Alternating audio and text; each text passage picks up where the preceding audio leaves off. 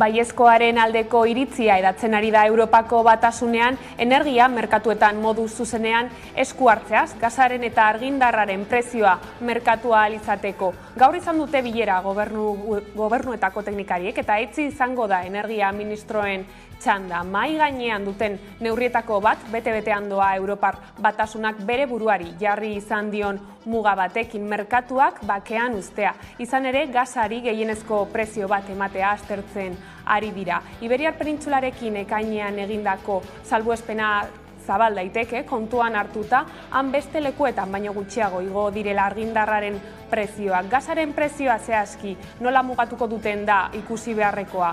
Hor bi proposamen daude mahai gainean. Lehen aukera da soilik Errusiatik iristen den gasari jartzea gehienezko muga. Bigarren aukera da Europar Batasuna bi zatitan banatzea, eremu gorrietan gehienezko muga bat izango litzateke eta ez ordea berdeetan.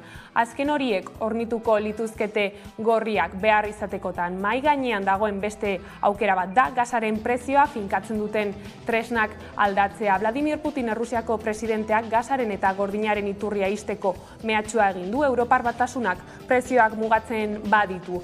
Ohartarazi duenez, Errusia prest dago bere kontratuak betetzeko, baina ez du ez gasik, ez petroliorik, ez ikatzik ornituko bere interesen kaltetan. Horrela erantzun dio Putinek gezazpiak eta Europar Batasunak Errusiako petrolio eta gasaren prezioei muga bat jartzeko egindako proposamenari. Arratsaldeon, gasaren auziak prezioen gorakada ekarri du. Euroaren balioak beherantz egin du eta horren prezioa nabari da. Gainera, ikasturte hasiera honetan inflazioa altua da eta beraz udazkena gogorra izango dela aurreikusten da, bereziki behar ginen betaurreko datatik begira. Garbiñe Aranburu Lab sindikatuko koordinatzaile orokorrak heldu dio gaiari gurean. Langilei ezin zaigula esfortzu gehiago eskatu, hori da lehenengo ziurtasuna. Azken urteak ere jada nahiko gogorrak izan direla langileentzat. Egia da Ukrainiako gerraren eraginez egoera okertu egin dela. Gerrari irtenbide negoziatu eta diplomatiko bat eman ordez, bide belizista hautatu izanak ere gerraren luzatzea eta krisi ekosozialaren eraginak areagotzea dakar.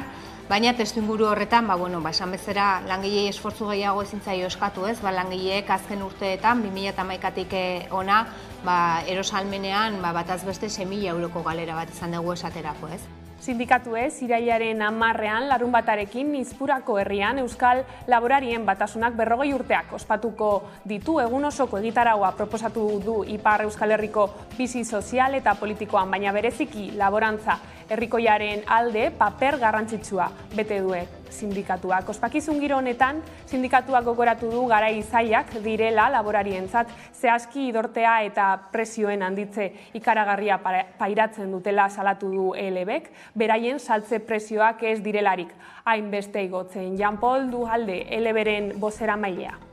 Aldaketa klimatiko horren ondorioak agertu dira, guk ustean biziki zaluago. Eta idorte hoi dela kausa piskat, edo estakuru, eta gerla famatu hoi dela estakuruen ustez, haitzinko bida izan zen, prezioak igo dira. Ezin jasana heldu da etxaldetan, eguneko 50 ton hoia da, kasik uranta, ezin txinetxea da. Ondoko egunetan laborarian ekezia malima dira, beharko dugu elgarrik mintzatu. Eta ikusi zeiten dugu konkretoki laborariek ez ezaten beren etxaldeak ez izaten zerra. Zenta hori da gure beldu jaundia, heldu den negunibus, bazkaik edo ez da edo kristoen prezioetan da, sosik ez da etxaldetan, gure sozialmentak ahun guti emendatzen dira. Ustot ondoko honetan, helben lana izain den, beti izan dena, edo zein laborarin defenditzea bizi alizaiteko. Bestalde gurean Bitor Sánchez sindikatuko kidearekin hildo beretik mintzatu gara gaur. Lehorteak, suteak eta inflazioak ekaitz perfektua osatu dutela adierazi du. Gure kezka nagusia, asko daude. Lehortetik hasita, pentsuen eta prezioak eta denen ilodian, prezioak eta nola ilodian, jasotzezteguna, galtzen nahi gana, eta kezka nagusia, noiz bukatzen da, noiz bideratzen dugun zehau, egoera hau.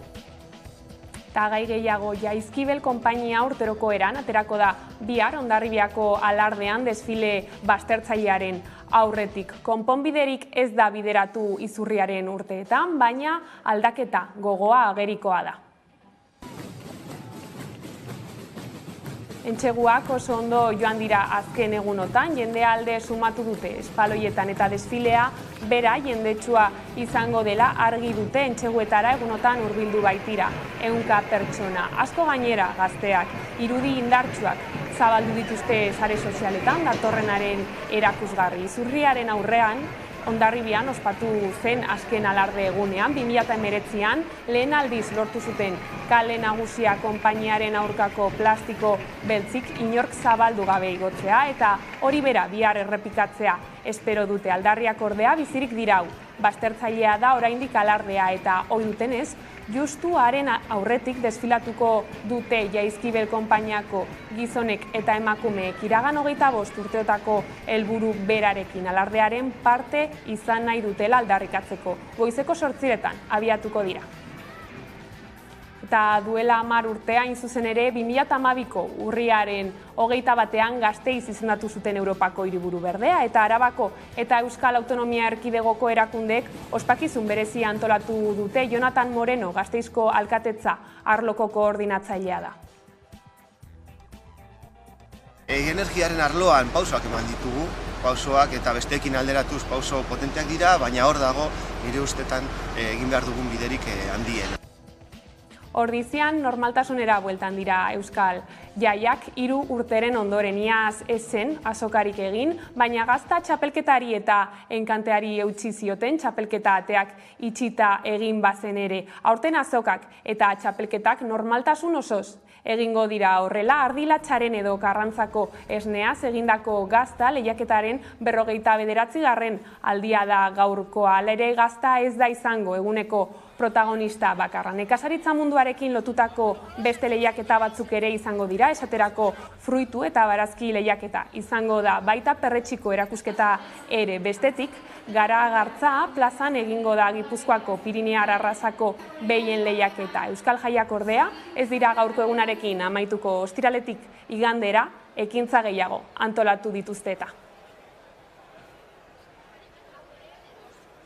Eta kirolei salto Baionak 2023ko Frantziako Turreko etapa bat hartuko du. Joan den urtarrilaren 26an 2023ko Frantziako Turraren irteera aurkeztu zen Gasteizen eta Iruñerainoko ibilbidearen berri eman zuten ere. 3. etapa Baionan bukatuko zela denen ahotan izan bazen ere ofizialki horren berri ez jasotzeak galderak sortu zituen. Orain urriaren 27an Parisen ofizialki aurkeztua izango den ibilbidea ezagutzera zain egon beharko da, baina Mendiabaskeek eskaturiko informazioaren arabera aipatutako 3. etapa hori Lapurdiko hiriburuan bukatuko da. 2023ko Turra Bilbotik abiatuko da uztailaren batean larun batarekin lehen etapa Bizkaiko hiriburuan hasi eta bukatuko da txirrindulariek 185 kilometroko ibilbidea egin ondotik.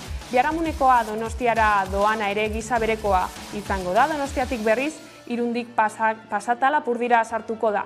Txapelketa Baionara noiz eta nondik ailegatuko den ez da jakina, baina hastapen batean esprinterrentzat egokia izan daiteke.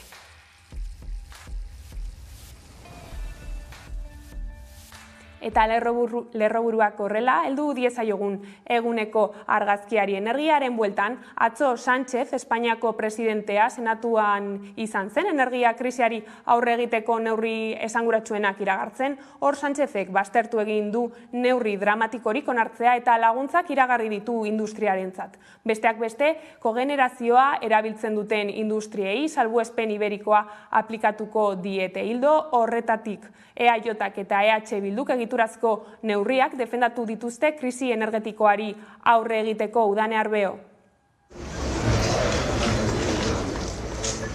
Espainiako Senatuan energia krisiari aurre egiteko neurriak izan dituzte hizpide. Gobernu presidenteak hitzeman du ez dela negu honetan neurri dramatikorik ez itzalaldirik izango, eta aurki industriari zuzendutako neurri berriak izango direla iragarri du. Kogenerazioa erabiltzen duten industriei salbuespen iberiko aplikatuko diete. Euskal Industriako papertegi eta enpresa handiei mesede egingo dien neurria da hau. Enpresa industrial asko ataka larrian jarri ditu energia prezioen garestitzeak, eta Espainiako gobernuak iragarri du aukera emango diela enpresa gehiagori aurrerantzan euren faktura murriztu ahal izateko. Pedro Sánchezek senatuan iragarri duena izan da salbuespen iberiko ezarri ahal izango dutela eta horrela prezio mugatuz probestu kogenerazioa erabiltzen duten industriek. Alegia gas kontsumo handia dutenek. Eta neurri honek eragin handia izango du euskal industrian. Izan ere lantegi ugarik erabiltzen dute elektrizitatea eta beroa sortzeko erabiltzen den kogenerazioa deituriko teknologia. Araban, Bizkaian eta Gipuzkoan 97 enpresa dira erabiltzen dutenak. Horiek 374 megawatt sortzen dituzte, Espainian sortzen den potentziaren 8%. Papergintzan, enpresa kimikoetan, keramiken eta ongarrien sektorean erabiltzen da gehienbat kogenerazioa, eta horien adibide ditugu Zikuñaga, Smurfit, Kapa Nerbion edota Papres bezalako papergintza sektoreko enpresak, baita Petronor edo Michelin industria handiak ere. Senatura itzuliz salbuespen iberikoa enpresa horietara zabaltzeko neurria txalotu dute jeltzaleek. Me alegro de que haya reflexionado sobre algunas de las medidas que ya mi grupo, tanto aquí en el Senado como en el Congreso, venía planteando y que haya decidido aplicarlas y ponerlas en marcha. EH Bilduk bestalde energia sektorean eskuartza handiagaren beharra defendatu du. Euskal Herria Bildu considera que hacen falta medidas estructurales, sistémicas. Creemos que los pasos anunciados, aunque vayan en la dirección correcta, se quedan cortos y son insuficientes. Es necesario y urgente intervenir sectores estratégicos como el energético. Testuinguru horretan Sánchezek iragarri du datozen asteetan aurkeztuko dutela merkatu elektrikoaren eta karbon isurketen Europar merkatuaren osoko erreforma proposamena. Eta krisi energetikoa areagotu besterik ez da egiten ari. Ukrainiaren gatazka tarteko Europa ere larritu da. Asier Blas, EHUko zientzia politikoetako irakaslea aritu da gurean gaur, auziaren atzean egon daitezkeen interesez. Printzipioz, mendebaldeak eta bereziki Europar Batasunak eta Amerikako Estatu Batuakek gerra ekonomikoa hasi zutenean, gerra bortitz bat hasi zutenean Errusiaren kontra, azirudien edo beraiek iragartzen zutena zen Errusia estutuko zutela eta Errusiak sufrituko zuela. Errusia noski sufritzen ari da, baina dudari gabe orain arte askoz gutxiago sufritzen ari da Europar Batasuna baino, gerra ekonomiko honetan kaltetu nagusia izaten ari da eta benetan daukan ostertza ez da bat ere positibo. Eta sindikatuek aurreratu zuten jada udako oporraldia amaituta lan gatazkak areagotu egingo zirela eta beraz baita lanuzteak eta grebak ere inflazio tasa handiak eta langileen erosteko ahalmena ez galtzeko premiak nabarmen zaildu dituzte zenbait sektoretako lanitunak gaurkotzeko negoziazioak. Arabako metalgintzarena kasu.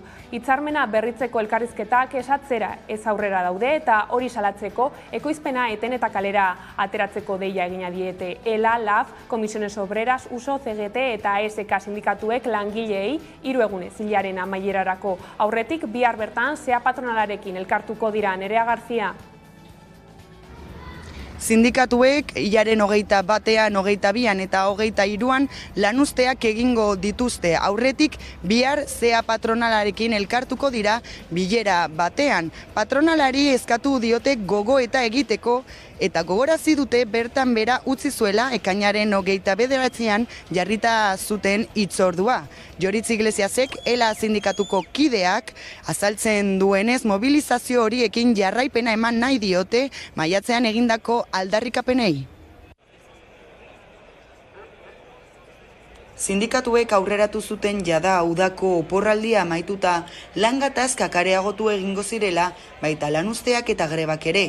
Izan ere, langileen erosteko ahalmena ez galtzeko premiak eta inflazio tasak handiak zaildu dituzte zenbait sektoretako lanitunak gaurkotzeko negoziazioak.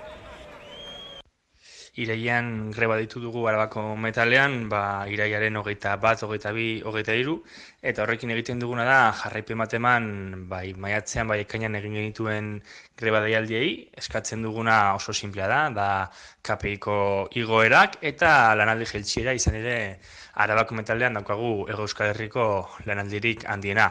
Hortaz aparte, lan osasunean, berdintasunean, bajen osagarritan eta beste kontuetan ere hobekuntza batzuk ere eskatzen ditugu, baina orain garrantzia ematen ari gara lanaldi jaitxiari, KPIari eusteari izan ere SEAk horri ez du mahai gainean jartzen. SEA patronalarekin elkartuko dira bihar, hala ere gogorazi dute ekainean patronalak bertan bera utzi zuela jarrita zuten hitzordua, eta salatzen dute negoziatzeko borondaterik gabe agertu zela hurrengo bilerara.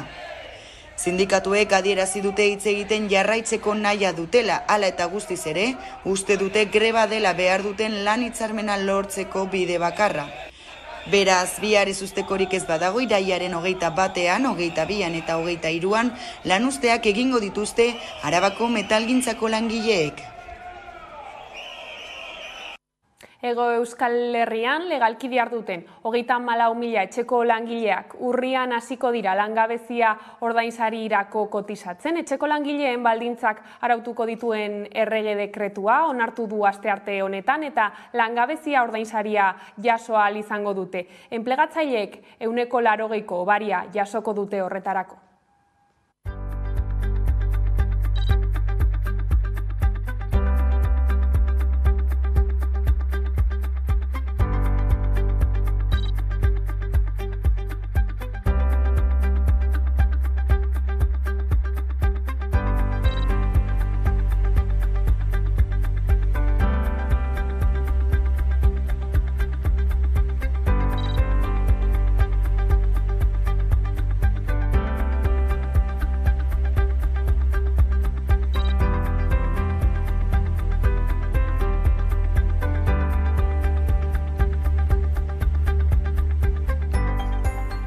Eta jaiei erreparatuz, Jaizkibel konpainia urtero bezala aterako da bihar Hondarribiako alardegunean desfile baztertzailearen aurretik. Oraingoz konponbiderik ez da bideratu izurriaren urteetan, baina aldaketa gogoa agerikoa da. Hondarribian eta Irunen alardeetan gizonen pare-parte hartu nahi zutela aldarrikatzeko bidean batera sartu ziren orain 25 urte. Mendela ordena berdintasunaren eta duintasunaren aldeko borrokan. Aurten kaleetara itzuliko dira pandemiaren etenaldiaren ostean. Jaizkibel konpainia urteroko eran aterako da desfile baztertzailearen aurretik, goizeko 8:00. Konponbiderik ez da bideratu izurriaren urteetan, baina aldaketa gogoa agerikoa da. Mendela orden honetan emakumeak alardean aldarriak izugarrizko indarra hartu du 11 aldiz biderkatu da. Emakume hauek zabaldu zuten bide zidorra bide bilakatu da dagoeneko. Dena dela alardea ez da oraindik parekidea eta beraz Jaizkibelgo konpainiak argitu oraindik ibilbide luzea geratzen dela berdintasuna lortzeko. Azken egunotako entseguak oso ondo joan dira. Jendea alde sumatu dute espaloietan eta desfila bera jendetsua izango dela argi dute. Entseguetara egunotan hurbildu baitira 100 pertsona, asko gazteak. Izurriaren aurretik Hondarribian ospatu zen azken alarde egunean 2019an lehen aldiz lortu zuten kale nagusia konpainiaren aurkako plastiko beltzik inolk zabaldu gabe igotzea eta hori bera bihar errepikatzea espero dute. Azpimarratzeko abestalde 1986an emakumeak alardean sartzen saiatu zirenetik Jaurlaritzak 4 lehendakari izan dituela, Gipuzkoako diputazioak 4 aldu nagusi eta Hondarribiko udalak 3 alkate. Denak izan dira gizonezkoak, bakarra joan da desfile parekida txalotzera. Soilik Bilduren aldundiak adierazi zien babes zabala Andrei, eta hark abiatu zuen azken urteetako konponbide prozesu sendo bakarra. Gauzak horrela bide luzea du auzi honek, aldarriak ordea bizirik dirau. Baztertzailea da oraindik alardea eta ohi dutenez justuaren aurretik desfilatuko dute Jaizkibel konpainiako gizonek eta emakumeek iragan 25 urteotako helburu berarekin, alardearen parte izan nahi dutela aldarrikatzeko.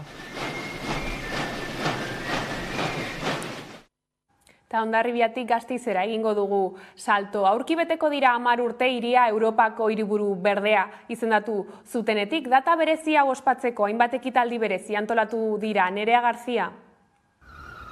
2022an 10 urte beteko dira Gasteizek Europako Green Capital izendapena jaso zuenetik. Arabako eta Euskadiko erakundeek baita fundazioak ere hainbat ekitaldi eta jardunaldi antolatu dituzte hurrengo hilabeteetan. Antolatutako ekintzen artean aipatzekoa da Zaz abeslari frantsesaren kontzertua urriaren 7an Foru Plazan.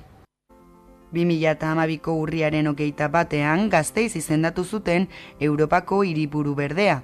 10 urte pasa dira eta hiriko baita lurraldeko erakundeek bere agendetan izan dute ingurumenaren kontzientziazioa zabaltzea eta indartzea. Urtrena ospatzeko Gasteizko udalak, Eusko Jaurlaritzak, Arabako Foru Aldundiak eta Vital Fundazioak hainbat ekitaldi prestatu dituzte.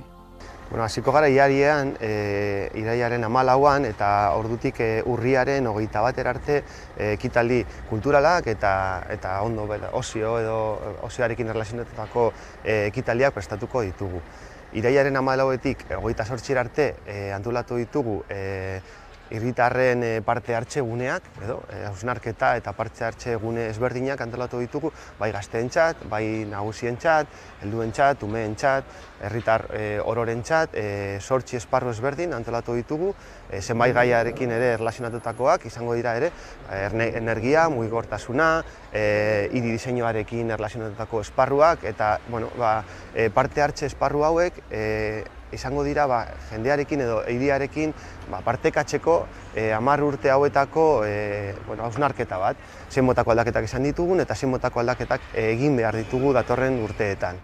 Udaletxeak adierazi duenez, 2012tik aurrera paso asko eman dira zenbait arlotan, hala ere, egiteke eta hobetzeke dago. Energiaren arloan pausoak eman ditugu, pausoak eta besteekin alderatuz pauso potenteak dira, baina hor dago nire ustetan egin behar dugun biderik handiena. Antolatutako ekitaldi eta jardunaldi gehienak doakoak dira. Hitzaldi eta jardunaldi batzuek inskripzioa behar dute, udaletxeko web orrialdean egin daiteke. Eta urte politikoari hasiera emango diote Euskal Herriko talde parlamentarioek. Begi bat jarria dute datorren udaberriko bozetan eta bestea energia krisiaren eraginetan. Nafarroako gobernuak ikasturte berriarekin aldaketak ere ekarri ditu. Gobernuaren bozeramaile berria izango da Emma Sainz ekonomia kontseilaria. Urte honetan arlo ekonomikoak Nafarroan izango duen garrantziari lotuta. Horrez gain, Nafarroako gobernuak azalpenak eman beharko ditu maskaren auziagatik. Nafarroako parlamentuak hasiera eman dio ikasturte berriari. Hauteskundetarako 9 hilabete besterik geratzen ez dira eta krisi ekonomiko eta energetikoa begi bistan ditugularik negu mugitu antzeman daiteke politikan. Atzo astelena, ohiko bozeramaileen batzarrea jarri zen martxan urte politiko berri honekin batera. Bi izan ziren parlamentuan jorratutako gai azpimagarrienak. Lehenik eta behin ekonomia eta ogasuneko kontseilaria den Elma Saizek Nafarroako gobernuaren bozeramaile gisa arituko da hemendik aurrera. Saizek Javier Remirez lehendakari ordea ordezkatuko du. Hala ere, azken honek bere gaineko eginkizunak mantenduko ditu. Txibiteren gobernuak legegintzaldiaren azken txanpan arlo ekonomikoari emango dion garrantziari atxikitu dio gobernuko bozeramaile aldaketa. Es un nuevo tiempo, ahora mismo hay que mirar a todas las cuestiones económicas. Hala ere, kargu aldaketa honekin PSNek Remirezenganako konfiantza kolokan jarri du oposizioak. En estos momentos en los que el tema económico, la adopción de medidas económicas, algunas serán populares, algunas igual incluso pueden ser impopulares, necesitan de una portavocía fuerte en materia económica, el gobierno será quien tendrá que dar explicaciones, como digo, no sé si se quiere promocionar a una persona o se quiere castigar a otra. Nola nahi ere aldaketa estrategiko antzeman daiteke foru exekutiboaren komunikazio politikan. Inflazio handituta eta adosteke dauden aurrekontuekin, Saizek protagonismo handia izango baitu datozen hilabeteetan. Bestetik, Sodenako musukoak izan ziren protagonista parlamentuan. Sodena enpresa publikoak 2020 urtean 1,2 milioi musuko erosi baitzituen. Gaur egun biltegi batean gordirik dagoen materiala hain zuzen ere. Oposizioak diru publikoaren kudeak eta txarra egotzi eta gardentasuna eskatu dio exekutiboari. Nola eta zergatik hartu ziren erabaki horiek, ze interesen arabera, eta ia Nafar gobernuak ez zuen alternatibarik eta ez zion interbiderik eman material horri, gaur egun modu lotsagarrian gordeta jarraitzen du. Erabilera eman behar dizkiogu musuku horiei. Eta hori da momentu honetan, nire ustez, gure ustez, geroa bairen ustez, gobernuaren lehenengo egin beharra. Musuko horiei erabilera emateko lehentasuna alderdi guztiek amankomunean mantendutako eskakizuna izan da. Eta Nafarroatik mugitu gabe, uztailaren 7ko San Ferminen prozesioak soka luzea ekarriko du Iruñean, auzitegietan bidea egiten ari den prozesuaz gain, bide administratiboa ere zabaldu du Iruñeko udalak, egun hartan Kuria kalean ziren 10 pertsonaren aurka, zehazki 12.000 euroko isun bana ezarri die bakoitzari. Sandra Urra. Osotara 120.000 euroko isuna eskatzen da hemen Kuria kalean uztaiak 7 gertatutakoaren harira. Urtero bezala prosesioan udaletxeko zinegotziak Elizako kideekin batera hemendik gora igaro ziren eta herritar talde batek kartelak atera zituen alderdi eskuindarren eta Elizaren kontra. Momentuan 8 pertsona atxilotu zituzten eta haietako bat espetxean sartu zuten ustez agente bati sudurra apurtzeagatik. Aste honetan jakin izan dugunez, Iruñako udaletxeak 10 pertsona zigortu nahi ditu eta bakoitzari 12.000 euroko isuna eskatzen die. Momentu honetan auzibidea irekita jarraitzen du.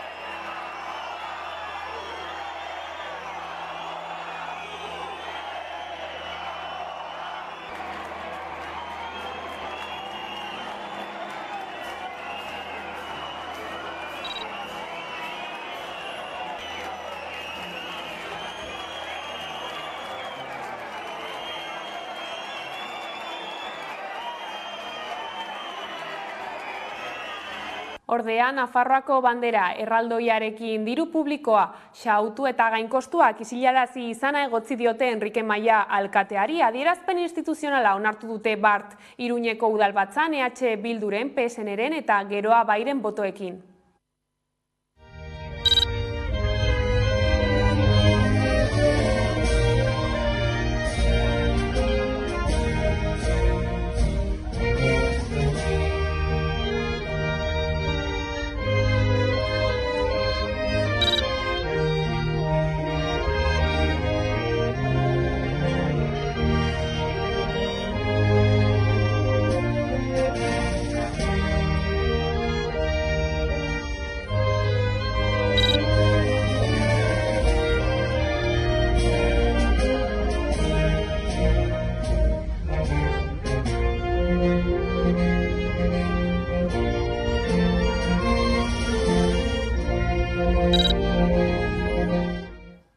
Eta kulturarloan abian da Gasteizen Telebista Festivala. 14. edizio hau estrenaldi eta jardunaldi. Ezberdinez, Josita iritsi da Europako Biltzar jauregira besteak beste. Nerea Garzia.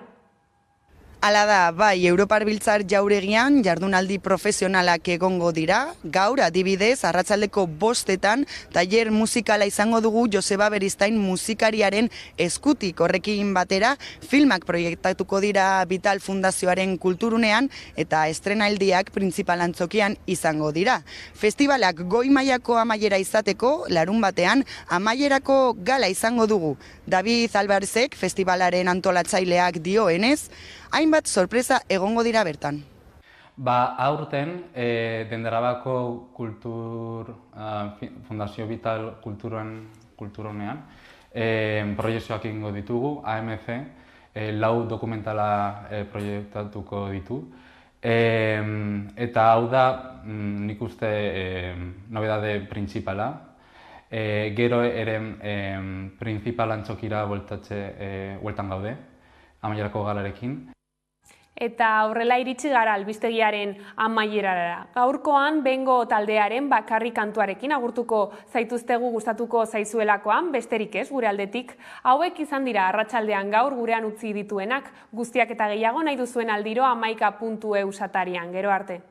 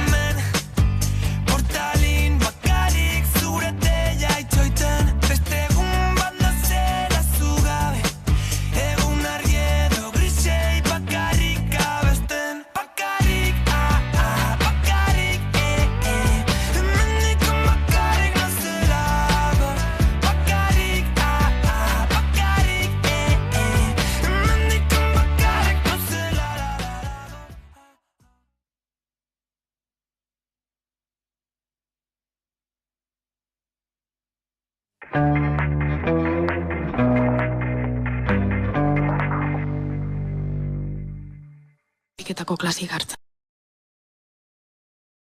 Eta gauzak argi, nondik zetorren desiura? Alegia inguruan bazenan referentziarik edo berezkoa zitzaizun?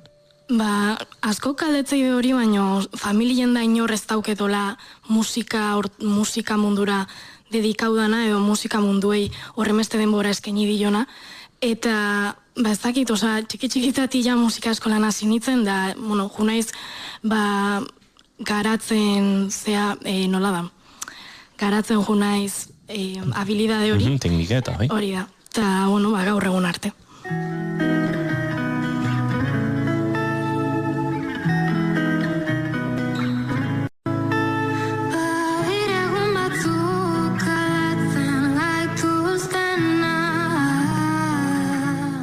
Aipatu dut sarreran pianoak eta gitarrak biek ematen dizutela, sormenerako bidea. Bide ezberdinak izaten dira horiek sortzerakoan beste helduleku batzuk ematen dizkizu instrumentu bakoitzak? Bai, nahi bastante zerrexo itezat pianukin komposatzea. Bori, azkenin 8 urtetatik nijulako piano ikasten da errestasun handio daket pianuan gitarran baino. Eta, gitarrakin normalea sortzituten kantuek izate igual, pixkat informalo hola, pianukin ite ditutenak, ez dakit, kasualidadez, beti sakono hola ateatzea eski kantuek, eta esan laike desberdintasun hori da hola bi instrumentuen artean.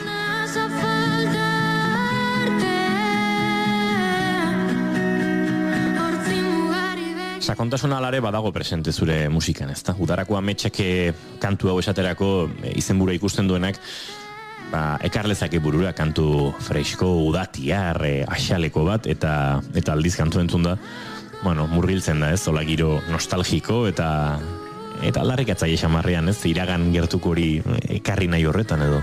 Bai, kantu hau idatzi nun, ustet udari bukautak gero idatzi nula, eta zan pixkat udaran bizitako horri behira, ez da, igual nostalgia punto hori ikustea baitare kantuen. Eta, nahi nun transmitiu hori, esan laiken ere kantuek pixkat, letra aldetik sakonak eta igual nostalgikuk eta tristia diela, baina azkenin nik